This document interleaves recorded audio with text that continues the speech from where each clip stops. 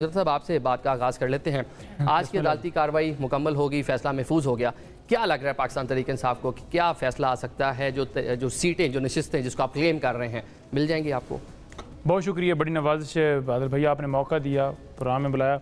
देखें, मखसूस नशिस्तों के ऊपर जो एक बनाया गया था ना इलेक्शन कमीशन की तरफ से और उनकी तरफ से कि ये सीटें उनको मिल सकती हैं, PMLN को या पीपल्स पार्टी को या MQM को, तो पूरी समात के दरमियान किसी जगह के ऊपर ये तमाम वकला मुतमिन नहीं कर सके कि आइन के मुताबिक ये मखसूस नशिस्तें अगर पाकिस्तान तहरीक इंसाफ को, सुन्नी इत्तेहाद कौंसिल को नहीं मिलती तो फिर उनको मिल सकती हैं। Number 1 point. नंबर 2 पॉइंट ये देखना था कि आज़ाद उम्मीदवार हम क्यों हुए, उसकी रीज़न क्या थी, उसकी वजह क्या थी, उस गलती को जो गलती की थी इलेक्शन कमीशन ने जानबूझकर की थी, उस गलती को कैसे रिड्रेस करना था, उसको रिड्रेसल करने की ज़रूरत थी, क्योंकि इसमें अवाम ने वोट दिया है पाकिस्तान तहरीक इंसाफ के उम्मीदवारों को जो बाद में सुन्नी इत्तेहाद कौंसिल में शामिल हुए। इलेक्शन कमीशन ने गलती की, इलेक्शन कमीशन ने गलती जो है वो की, वो इलेक्शन कमीशन ने गलती मानी। और इलेक्शन कमीशन की गलती कैसे मनवाएगी, वो सुप्रीम कोर्ट के रिमार्क्स बड़े वाज़ेह थे, जिसमें उन्होंने कहा कि ये तो पाकिस्तान तहरीक इंसाफ के उम्मीदवारान जो हैं वो PTI के साथ आपके पास सर्टिफिकेट लेकर आए और आपने आज़ाद क्यों किया। आपने इंटरप्रिटेशन जो है वो सुप्रीम कोर्ट के फैसला जो बल्ले के हवाले से था उसकी गलत की, तो उस गलत इंटरप्रिटेशन की जो गलती की गई थी, ये जानबूझकर की गई थी, उस गलती को सुधारना चाहिए था। और उसको सुधारने का तरीका ये था कि इलेक्शन कमीशन के ऊपर आर्टिकल 6 लगाया जाता और ये देखा जाता कि हम जानबूझकर नहीं आज़ाद हुए बल्कि हमें किया गया है, तो लिहाजा हमें हमारी सीटें दी जाएं। क्योंकि पाकिस्तान तहरीक इंसाफ ने ये कहा कि क्या पार्टी ने, हम पार्टी बन गए।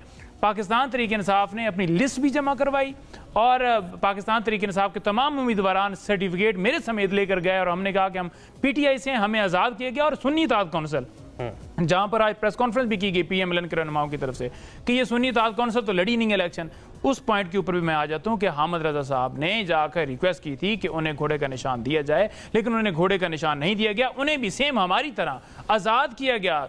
ये मजबूरन ऐसा हुआ और हमने वो जो ऑर्डर था जो उन्होंने कहा था कि आप आज़ाद हैं, उसको हमने उस मामले को चैलेंज भी किया, लेकिन 10-12 दिन का टाइम था। आपको पता है कि यहाँ पर जो अदालती सिस्टम है हमें तो कोई रिलीफ नहीं मिल सका। लेकिन इस वक्त सबसे बड़ा मसला जो है, ये नुक्ता ये है कि पहले आपने एक जमात को निशान आपने उससे ले लिया, अवाम को जो चाहते थे कि इस जमात को वोट दें, वो निशान जो है वो असिस्ट करता है कि ये निशान है इस पार्टी का, उससे महरूम किया।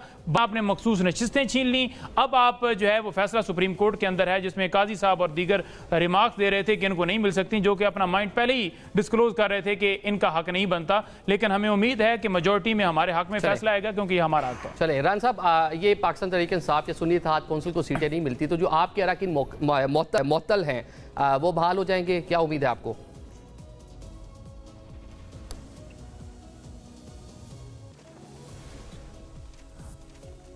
राना एहसान साहब, चलें राना साहब से। बिस्मिल्लाहिर्रहमानिर्रहीम। देखिए, सबसे था इन्होंने, मेरी आवाज आ रही है? जी जी राना साहब, आप कंटिन्यू करें जी। मैंने कहा किसी ने इनसे निशान नहीं छीना था, इन्होंने खुद अपनी लापरवाही और जो एक गैर आईनी तरीके से इन्होंने अपना इलेक्शन कराया, उस वजह से सुप्रीम कोर्ट में भी ये केस हार गए और ये दफा नहीं कर सके अपने निशान का। तो उसका किसी को ये जिम्मेदार नहीं ठहरा सकते, ये खुद जिम्मेदार है। फिर देखें, बात ये है कि जब आपने लिस्टें नहीं जमा कराई और आपने एज अ जमात इलेक्शन नहीं लड़ा और बाद में आपने इलेक्शन लड़ने के बाद एक जमात को ज्वाइन कर लिया, तो इसके ऊपर भी सवाल उठता है कि आपको सीटें कैसे मिल जाएं जब आपने लिस्टें और जो लीगल प्रोसीजर है, जो लॉफुल प्रोसीजर है, उसको आपने फॉलो नहीं किया। तो एक चीज़ तो यहाँ से ये तय हो जाती है बड़ी क्लैरिटी के साथ कि ये सुन्नी इत्तेहाद काउंसिल को सीटें नहीं मिल सकती क्योंकि उन्होंने लीगल लॉफुल प्रोसीजर फॉलो नहीं किया। अब बात आ गई कि ये किसको मिलेंगी सीटें। अब देखें, इतनी ज़्यादा तादाद में सीटें खाली भी नहीं रह सकती।